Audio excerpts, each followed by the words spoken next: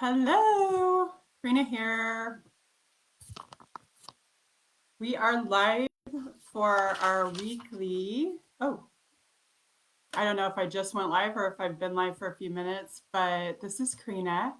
And if you don't know me, I'm the owner of Knitted Belle Boutique. I've done seven figures online and offline. And I've been, let's see, I opened my boutique in 2013 and I've been coaching ladies since 2019. So we are doing a weekly session where we can help you to grow your business. And today we're going to talk about 3 ways to grow your business that don't cost any money. Because with the economy the way it is, I know there's a lot of scarcity thinking. And, maybe it's for a good reason, right? But when I first started my boutique, I had $200 to spend. We had just been through a financial, I guess you would call it a crisis, and I had lost my job. And so I was really scared to spend money on something that I didn't know for sure if it was going to work. And so, anyway, I had to do it the guerrilla way. If you've been to college and taken a marketing class, you probably know what guerrilla marketing is. And that is where you basically hit the ground, right? Use your feet, use your brain, try to get sales without spending money. And so, if you ever see like a book, actually, I have one right over on my bookshelf called Guerrilla Marketing. If you're starting out, you don't want to spend a lot of money because you don't know for sure if you're going to be able to make it work. You want to be able to do some things that don't cost any money. If you have any questions, go ahead and drop them in the chat. I've got a starter post there in the comments. You can just drop a question underneath that. And so let's get down to it. 3 ways to grow your business for free. The first one is optimize your social media presence. And I know this probably does not come as a surprise. Social media is free unless you're running ads. And so you want to make sure that your profile is set up correctly. We've actually got a client that she's kind of a private client. And we actually upgraded her Facebook profile to kind of match her branding. She got sales within 24 hours of doing that. Now, she already had people looking at her Facebook profile, but did it help that everything kind of matched? Think about if Target had all different colors that they used in their marketing. Would it be weird? Would you be confused? What if they didn't have a logo and they were just randomly writing Target on things? Having branding and a logo creates sort of a trust with people that are shopping with you. So if you have not optimized your social media for any platform that you're on, make sure that you're doing that. Use your logo, use your brand colors. If you're putting your face on your boutique, put your face on your social media. I'm kind of an introvert, and when I first started, I had actually been through some really bad things with business, and I didn't really want my name or not specifically my name, but I didn't really want my picture all over the place. And so I grew to seven figures without putting my face on anything. I actually had some high school girls that would go live for me, and they did all of my Pinterest and my Instagram. They would just run all the social media. So if you're one of those people that you're not fully ready to put your face all over everything, just remember that you can find somebody to do that for you. There are people all over the place that love to be on social media and that, would love to be the face of your brand. So don't let that stop you. You've got to optimize your social media so that you look trustworthy. That's the main thing. Sorry, I've got some allergies going on, and so my voice is kind of in and out. So if it cracks or something, I apologize for that. The next thing is you want to be engaging. So that's another free way that you can grow your business. Engage, engage, engage. Comment. When people comment on something that you posted on your Facebook page, don't leave them hanging. Make sure that you say something back. Even if, like, sometimes if I don't have anything really to say back, I'll just put an emoji, right? Because it's still showing engagement if you do that. and letting them know that you saw their comment. Number 2 is email. And this is one of the things that I see ladies skip more than anything else that has to do with growing your business. If you're not sending emails, you're missing out on money. Because when I was at the height of my boutique, I had 30,000 women on my email list and that was simply from having a pop-up and catching people's email addresses when they hit my website. And so when I sent an email out to 30,000 people, I immediately got sales. So even if you don't have 30,000 people on your email list, you need to make the habit, because this is a business where consistency is extremely important. You need to make the habit of sending out emails. You have got to do it. I don't care if you only have 5 people on your email list, you've got to start sending emails. And if you need help with that, we do teach that in the academy, Dropship Academy, Boutique Growth Academy, we've got Ecom Academy. I do teach and have a lot of information on how to send emails. We're helping ladies get to their 5K months when they first get in. So if you're interested in that program, you can drop 5K in the comments and we'll get you some more information on that. A couple of examples on what you can send emails about is there's one lady that I've coached in the past. She just sends a newsletter. Like she'll send recipes and things like that along with, hey, here are my new products. And it kind of makes it less salesy, right? Because she's more like your friend. Like, hey, here's a cool recipe I found. Oh, by the way, here's some really cute shirts that we just got in. So you can make it more of a newsletter format. You can also do promos. You know, if you're having a promo, literally, I was at I can't remember what year this was. I was at an event and I was selling I think I sold like $8,000 at my event. And I decided to send an email while I was at the event from my phone. I can't remember, I think it was like 30% off.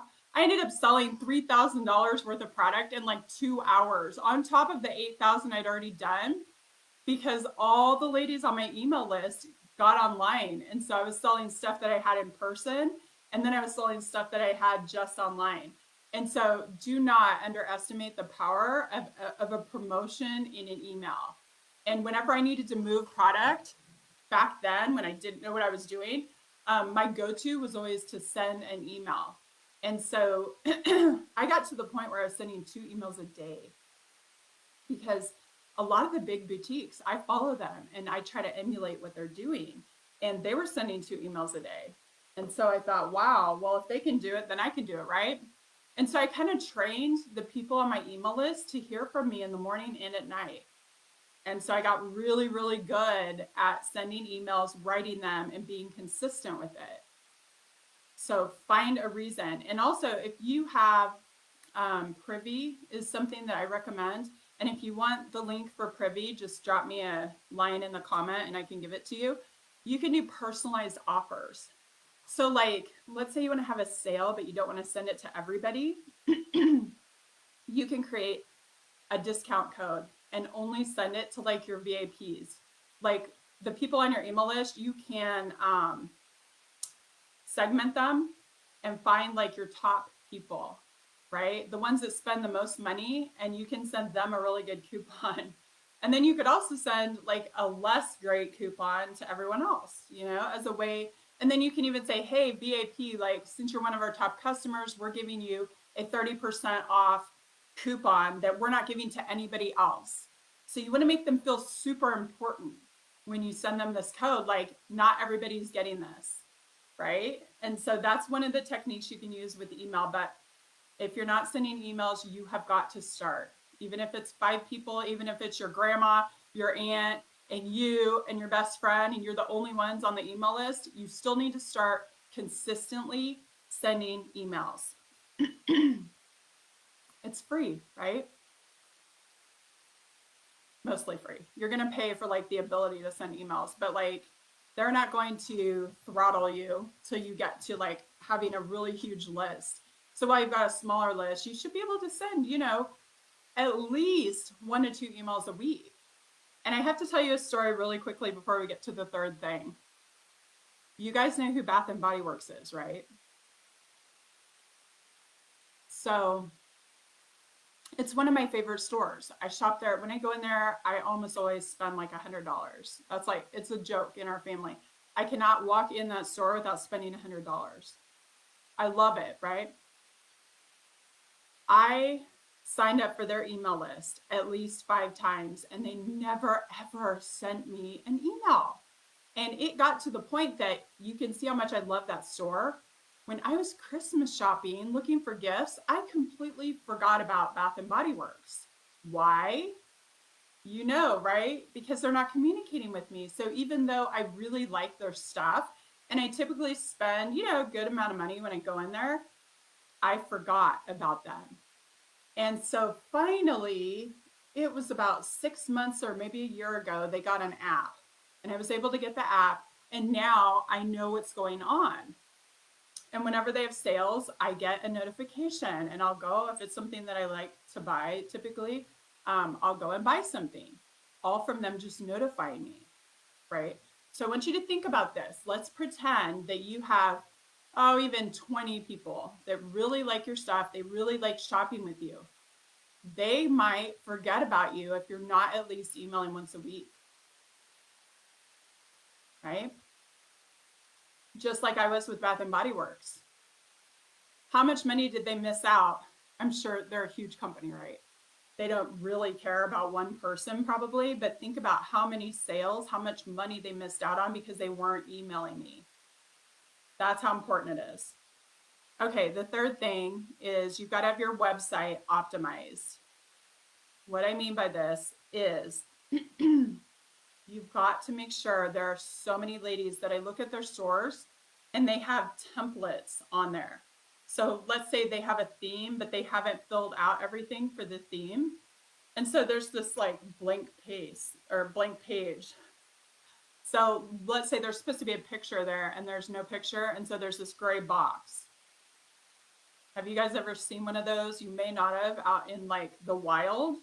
But the ladies that come to me, obviously they know their store is not finished, but it makes me wonder how many stores are live that have these templates on them. That's one thing that can someone will see that and they will immediately do a U-turn and they will leave. The next thing is your product descriptions and your images. There were some stores that I've looked at in the past month, and obviously I've been working on them, right? But not on that part. And they had imported some products from probably Alibaba or AliExpress or something that had connected to their store. So they have these products.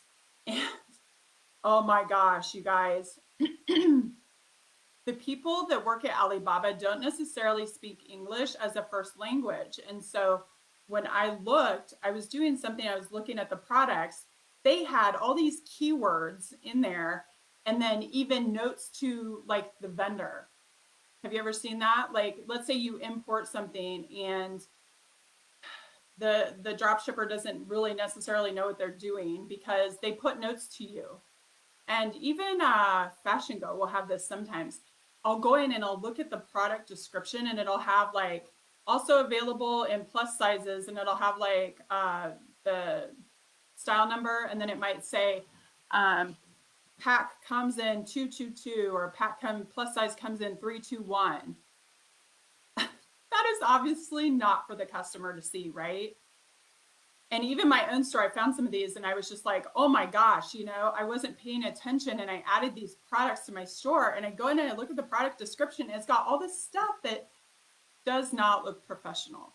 So, and also if you're adding from Trendsy, they put the brand name in their product titles. You do not want to give people the brand name of your product unless it's denim, typically, or unless it's an accessory and it's like a well-known brand. Does that make sense?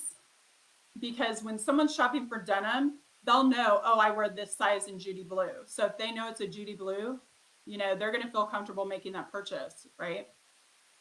So you don't want to take the brand name off your denim or your shoes if it's a main brand. Like I'm a retailer for OTBT.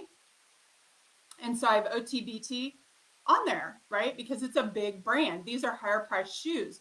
No one's going to pay 200 bucks for a pair of shoes if they don't know what brand it is, right? So that's really important. If it's shoes and it's a well-known brand, if it's jewelry and it's a well-known brand, and always if it's denim, always. You won't sell denim unless people know what brand it is, because they're buying online, right? They can't try it on.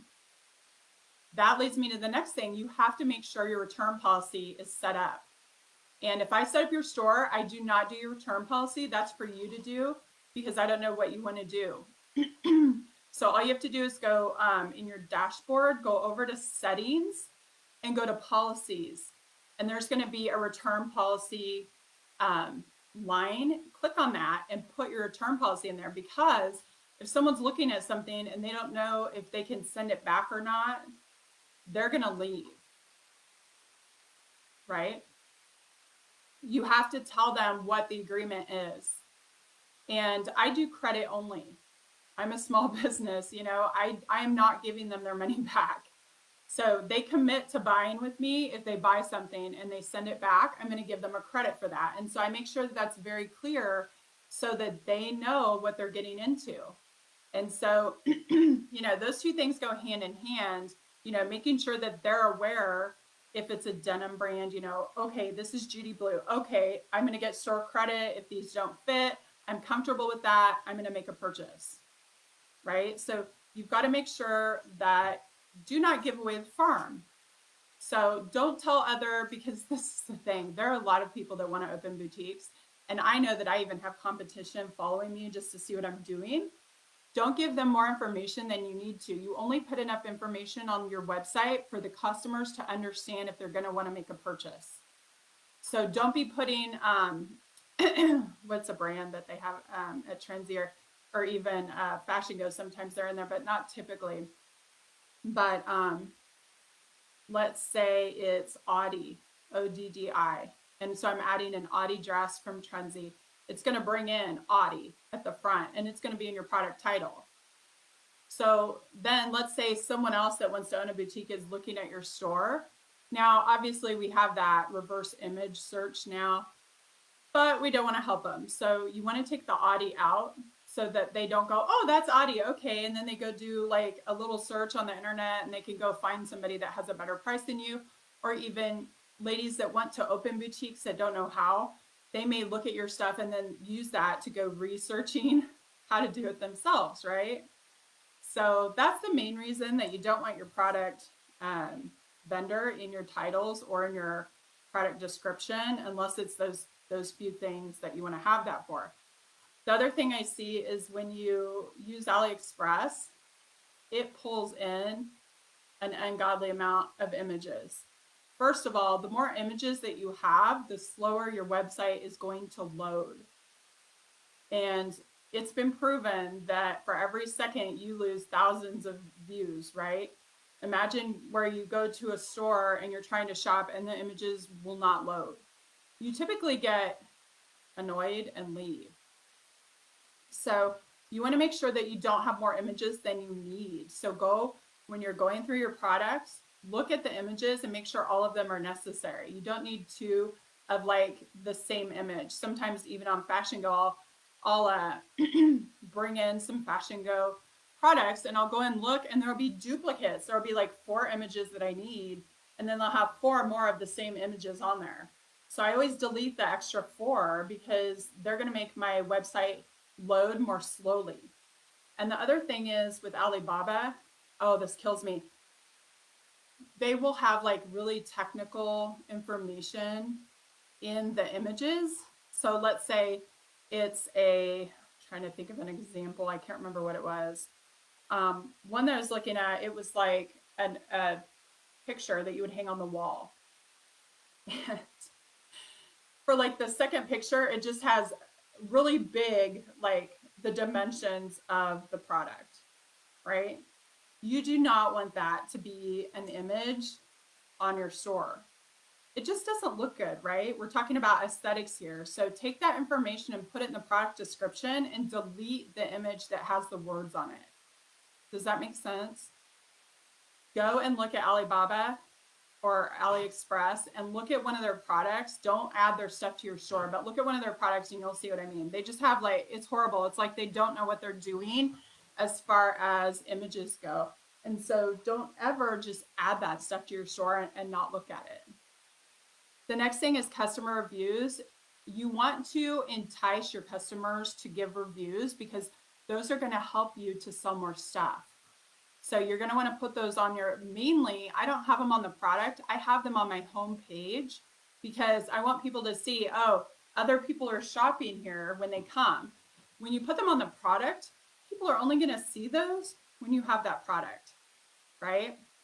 Let's say you have some really great reviews and they're on a pair of jeans and then you run out of the jeans, so you hide that product. What good is that review when it's not showing? And you're probably going to sell out of that product. And so the whole review is going to go hidden with the product. So you always want to try to put your reviews on the home page. It's not necessarily that important to be on the product page. Does that make sense? Let's see. I think that's it. That covers the main things that I wanted to tell you. So 3 ways to grow your business for free. Optimize your social media. So make sure you're interacting. Make sure your profile is professional and matches your branding and things like that. Number 2 is emails. We talked about how important emails are. Emails can make or break a business. I have sold thousands of dollars worth of stuff just from emails alone. And if I hadn't sent the emails, I probably wouldn't have gotten to 7 figures. So that's how important they are. And then number 3 is make sure your website is optimized. And I gave you just 3 things: product description and images, customer reviews, and making sure that you don't have empty templates on your theme. All right, does anybody have any questions? Let's see. How many are too many pieces in your store? Sonia asked. I think I have thousands. I think I have like 20,000 products on my store. The more products you have, once you get to like 10 to 20 of something, you'll want to maybe add a different collection for that. Too many products will make it so that people can't find what they're looking for. So if you're going to have more products, you want to make sure that you categorize it so that people can find things quickly and don't just leave.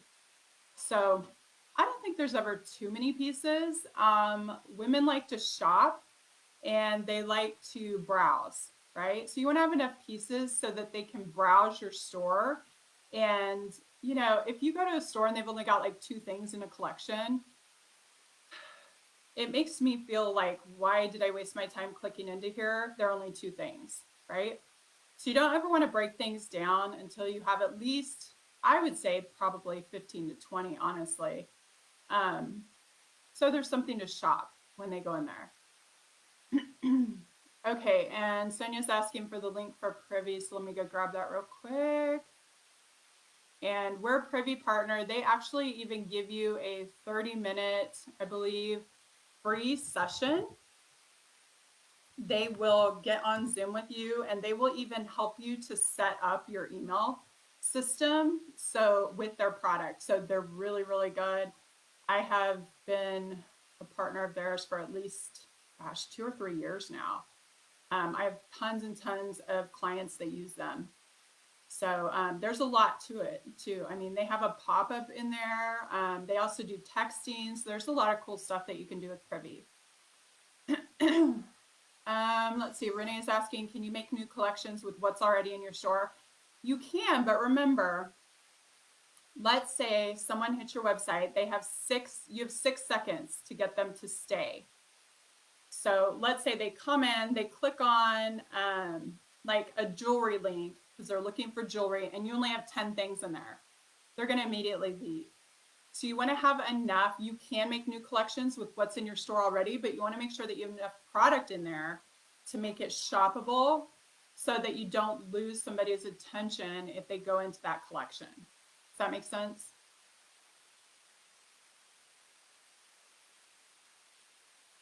Okay. All right, well, we're going to wrap up. If you're watching this later, you can drop your questions, comments in the underneath this video, and let me know if you like this format or if something else would help you. What we're trying to do is give you some education and to show you kind of what is in the Academy program. So this is just a little tiny glimpse of what you get inside the Academy. And we do group coaching calls just about every week. This summer has been a little crazy with travel, but we're going to get back into our weekly. In Dropship Academy, you only get one coaching call a month. So that's one of the main differences. Oh, let's see, Renee.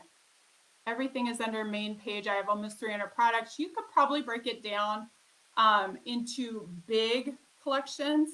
So what do you have the most of? That's what you want to, make your first collection out of. So typically you would have clothing and then accessories.